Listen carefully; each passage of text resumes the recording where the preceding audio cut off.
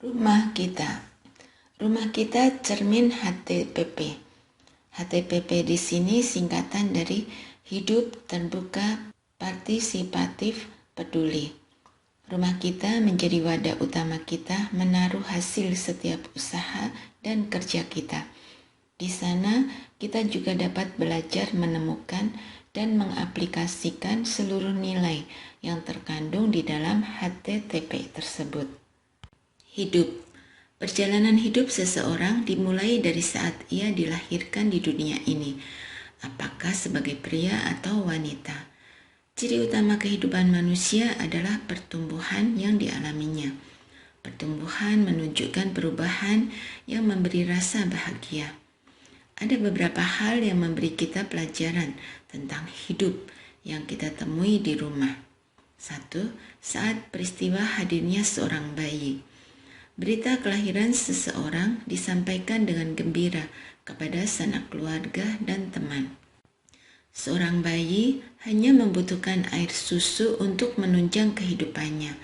Hal ini mengingatkan kita bahwa untuk memulai hidup baru di dalam Tuhan Yesus, kita juga memerlukan air susu yang murni dan yang rohani, supaya bertumbuh dan beroleh keselamatan. Ketidakberdayaan seorang bayi setelah kelahirannya karena ia membutuhkan ibu atau orang lain untuk menolongnya, memberikan minum susu, memandikannya, menggantikan pakaiannya, dan sebagainya. Demikian juga dalam pertumbuhan iman kita membutuhkan penolong. Ketika kita tahu siapa penolong kita, maka kita dapat berkata seperti di Ibrani, Tuhan adalah penolongku. Di sini terlihat adanya hubungan dan komunikasi yang hangat antara penolong dan yang ditolong. 2. Saat terjadi pembelajaran hal baru pada seorang anak. Setiap orang tua pasti bahagia tatkala mendengar anak bisa memanggilnya untuk pertama kalinya. Meski kedengaran tidak jelas, pelo, tetapi begitu kata itu keluar dari mulut mungilnya, sukacita itu tak terkira rasanya. Banyak pembelajaran baru terjadi dan itu kita saksikan di rumah. Semua hal baru yang bisa dilakukan anak merupakan hasil pembelajaran yang diajarkan berulang kali oleh orang tua atau orang yang mengasuhnya. Hal ini mengingatkan kita bahwa pembelajaran memang harus berulang-ulang. Ulangan 6 ayat 7 berkata, haruslah engkau mengajarkannya berulang-ulang kepada anak-anakmu. 3. Saat terjadi perubahan yang menunjukkan adanya kehidupan itu sendiri. Manusia berkembang dari bayi menjadi anak, kemudian remaja, pemuda, dan menjadi orang tua.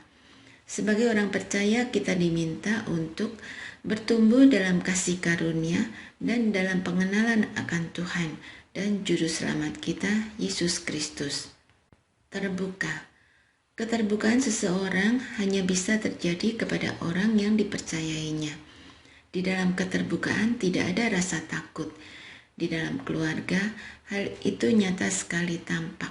Tatkala anak berteriak kegirangan begitu melihat orang tuanya pulang kerja. Ia lari menyambut dengan berteriak-teriak, "Mama pulang, Papa pulang." Apapun kegiatan yang sedang dilakukannya, ia tinggalkan. Ada perjumpaan yang dinantikan dan yang mengakrabkan hubungan antara orang tua dan anak.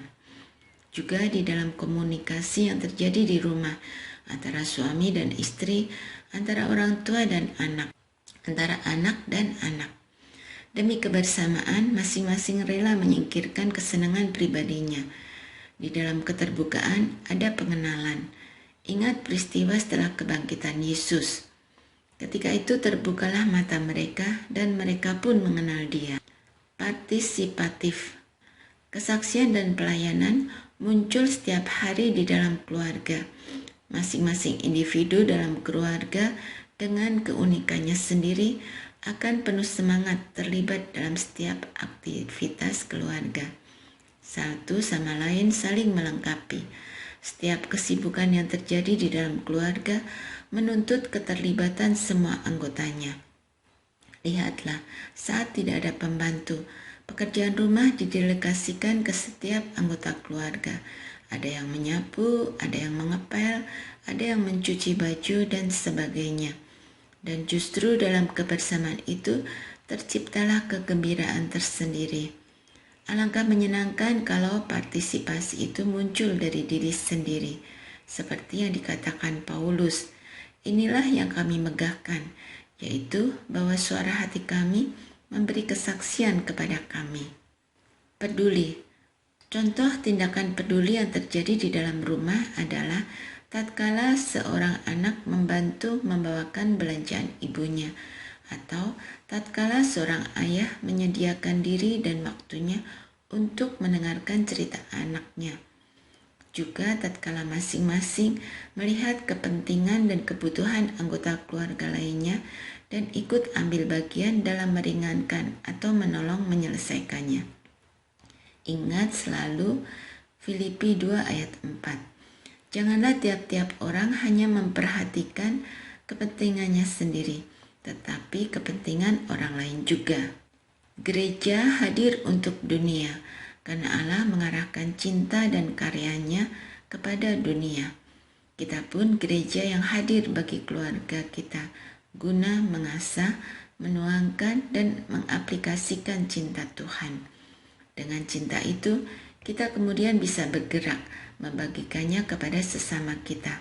Selamat menikmati kebersamaan dalam keluarga. Salam HTTP.